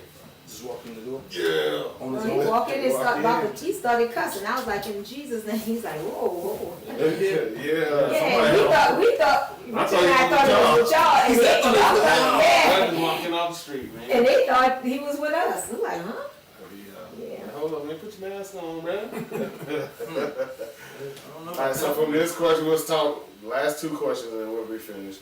It'll be about the future. Mhm. Like y'all can start talking about how y'all just started transportation and where y'all see it going, We and gotta get essence of props on that one. then let's talk about that for like 5 minutes, and then we'll talk about and then we'll talk about 3 minutes. Okay, let's make about 3 minutes, and then we'll talk about what you want to be known for. Correct. Gotcha. You just dropped the mic, man. Oh, I did. Oh, that's the little thing. You got the mic. That's the He little said thing. That's what covered. You got the mic. You just like. That's the Steve. That's a really important one to close it out with. From What you guys want to be known as, whether it's in the community, with your family, just the whole shebang of that. Just kind of what Yes. culminate why you started this. Mhm. You heard him say you guys have a vision, so Yes. just Okay. after it's all Elaborate on said it. and done, what do you want to be known as for Okay. where you started and who you motivated, who you pushed, so forth. Who I'm trying to Who do. you helped. yeah. who you're trying to push. That's exactly into it. That's in it as well. Change out this battery too. So you got 5 minutes. You got 2 minutes on one. 2 minutes Two. on each question. Two 2.5 minutes, 2 2.5 seconds. 2 minutes, 2 minutes on seconds. each. About to put the time on. You got 2, 2, 1. 2 minutes. No, Yeah, that last one was really good though. The last one was really informative for someone who has no idea. That's what I was listening to very closely. No idea what you do, no idea how what it takes to get there. That was pretty good on just some quick bullet points on some things you may have to have and be prepared for. Okay.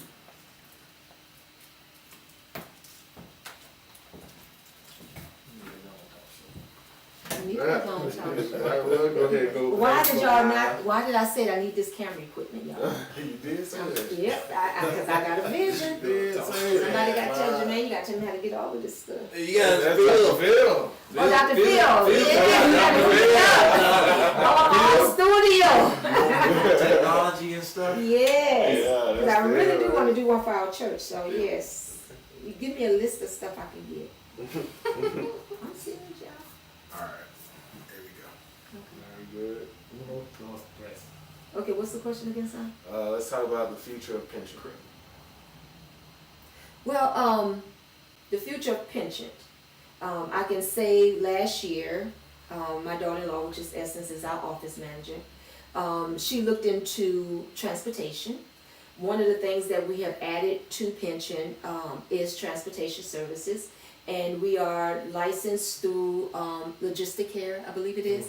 Yes, to provide services to elderly as well. And also, we're going to kind of branch off into more private, but as we build up our fleet, we want to get us a fleet of vans and cars that we can provide transportation, whether it's elderly or somebody just wanting to take a ride to the airport or whatever. But that is something that we have just incorporated. We have 2 cars now, and we just purchased a van where we can have a wheelchair lift. And in the near future, we want to get us another van. But right now, we're trying to get that van licensed and everything in order to put it out on the road. But as far as beyond that, there are other areas that we have we've talked about. One of the things that we realize in this business as well is a lot of elderly people don't have places to go. And so one of the other things we want to, maybe within the next 3 to 4 years, is we want to be able to have homes that we can get and maybe put 3 people in each home in order for them to, and place an aide in that home to care for them 24 hours. And that way, because like I said, we get a lot of clients that are looking for a place to live. And so that's one of the things that we see within the future, within the next 3 to 5 years. But right now we're focusing on adding more vans to our fleet. And I'm going to say fleet because it will be a fleet. And so, but that is something that we just started last year, and it's going pretty well so far. Good. Yeah, the transportation, like I said, we just recently started, and it's been going pretty good. Been meeting a lot of people, and getting a lot of good feedback on as far as what's going on out there and the different avenues to take. Also, I was the one of the first drivers for the transportation. So here he is And, wearing many hats again. And I still am. Yeah. But that's part of being a business owner. You got to be able to multitask and you got to be able to, I mean, this is your business, you know. Yes. You can't expect nobody else to come in and do the work for you. You got to be able to go out there and do it and make it happen, you know. And when somebody don't show up, you still got to show up. When somebody calling sick, you still got to be able to get up and go. You know, that's one of the things about being a business owner is that, you know, it's more to it than just saying, I own my own business. You know, you got to be able to wear them hats, and even when you don't feel like going, you still have to go, because at the end of the day, and everybody else say, hey, you know what, that's not my business. I don't feel like doing this. I don't feel like doing that. That's still your business. You still got to make sure that everything is still running. You know, you got to change the oil in the motor. You got to make sure everything is well kept and upkeep. You can't just be riding around with flat tires and stuff. You got to make sure that the business is moving like it's supposed to be moving on a daily basis. And that's one of the things that we also, we realize your name means something. Penchant Home Care, it means something. And because his name stand behind it and my name stand behind it, we are very dedicated to making sure that our services are run as smoothly as possible. And like he said, when no one else is there to do it, he have to put on that driver's hat and that driver's shirt, and he goes out there and drive. He have to run the payroll. He have to do all of the other background things. He got to do the billing, or he have to do this. And so it makes it necessary that when you are a business owner, it's not just you own a business with a piece of paper in your hand, but it's going to mean many nights that you're going to have to stay up all night to get things done. And so when nobody else is willing to do those things, and like I said, he definitely wear a lot of hats, and especially since, you know, my illness last year, every one of them, Darrell, Essence, and Richard, they all wear, you know, several different hats in a company now, and I'm thankful to God that they're able to do the things that I once did. But it is very important knowing that in a business, it's not just your name in a piece of paper, but you got to put the work in it. And like my husband always say, what is that thing you always say, your name means something, right? Yeah, your name, it definitely means something. It's important. It's important. You know, you don't want to tarnish the name. You don't want nobody to go out there and you send them bad aids to clients, and all of a sudden they're not worrying about the aid name. They're worrying about the company name. They're saying that this company sent this aid, and so your name is being tarnished. So that's the last thing you want. You know, your name means something. So, and one thing I just want to just add to it is that fact that you know, the one thing that we want to do is that, you know, we wanted to have something that we can pass on to our kids, and then our kids can pass on to their kids. It's you know, something that we pass on from generation to generation. Yes. And so, you know, as they build up on the next level or the next step, and they just take it to the next step, you know, to be able to have something. Right. And I just want to add this too, because in teaching your children or teaching our children, one of the things when they were growing up and in high school, they would always say, hey, we never had this, we never had that. And one of the things that we always did, we always try to give our children the best of what we had, but we never tried to give them what somebody else had.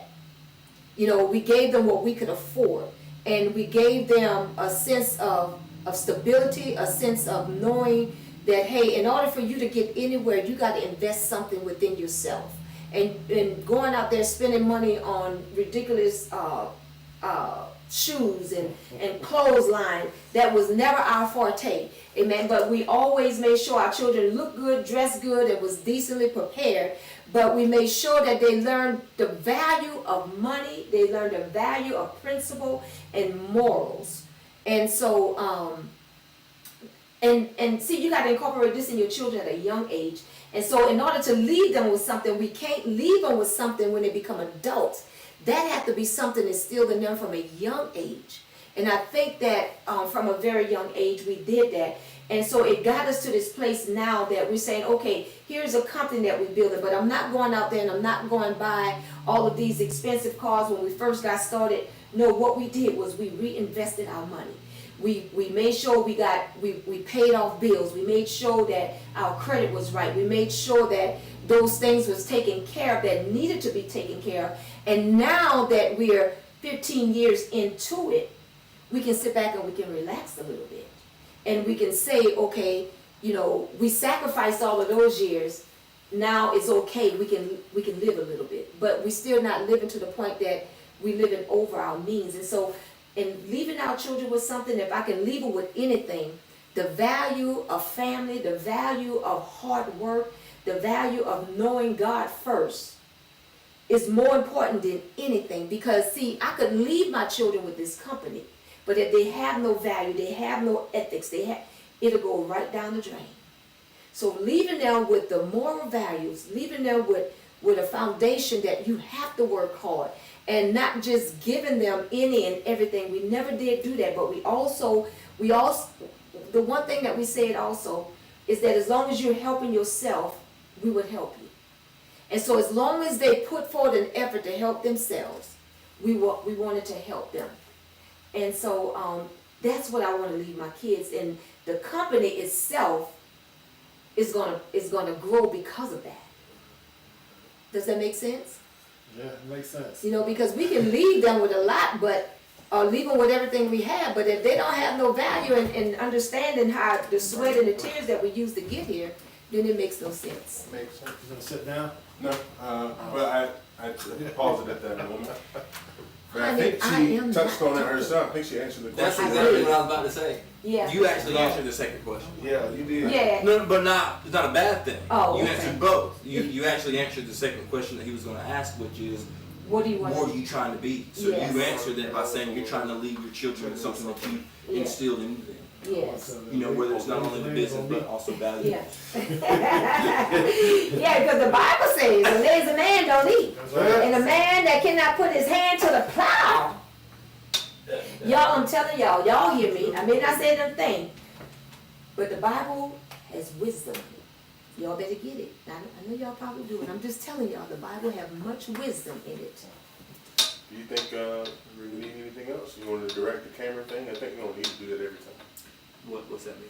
Like when you speak directly to the camera, where Daniel said Oh, thank they you. invested, yeah. Well, she talked She about had a investment. great Yeah, skill. yeah. I don't even Yes. think you need to She had a great spill. Okay. talk to the camera directly. Alright. And that's what was making me wonder, was you already asked to kind of say that earlier? No. So that was really good, so it was good. You said like 7 times. Yeah, Oh, it you was know- like, it was like at one point, Oh, I you just kept listened. saying it too. Yeah. Well, because Oh, invested means a lot. It does, it can be it's a broad word. It was It pretty is. cool because you were giving the definition. Yeah. Oh, okay. Good? I think Good job. Alright, cool. without even being asked. Yeah. So that was pretty cool. Alright. So we don't gave y'all time. How long we been in here, y'all? 2 hours. Hold on, first off, Ooh. no time was wasted. No time was wasted.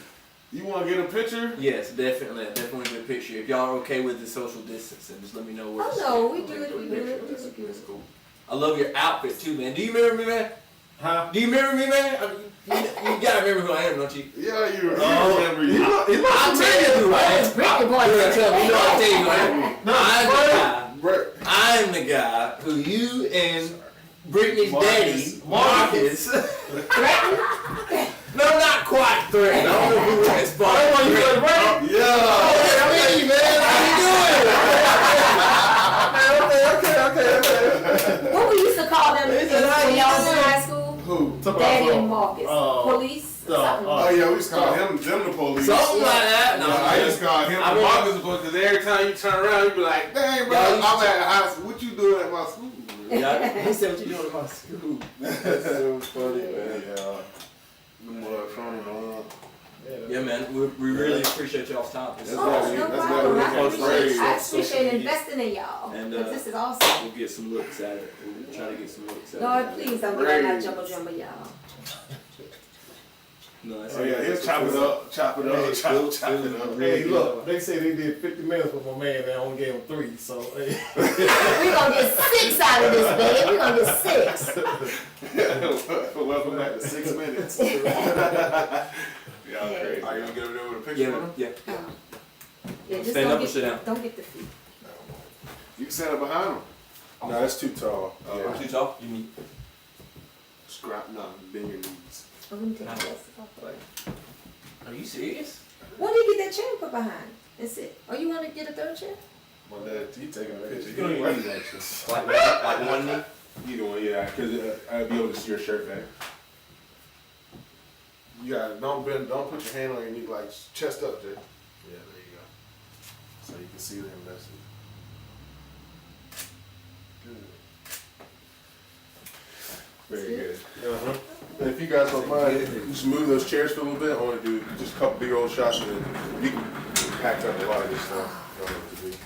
I don't see that tomorrow. I said I don't see that tomorrow. You good? Yeah. Sit down too long. Yeah. Those They go up under that table. I just now saw that. What? That'll be cool. The finishing roll.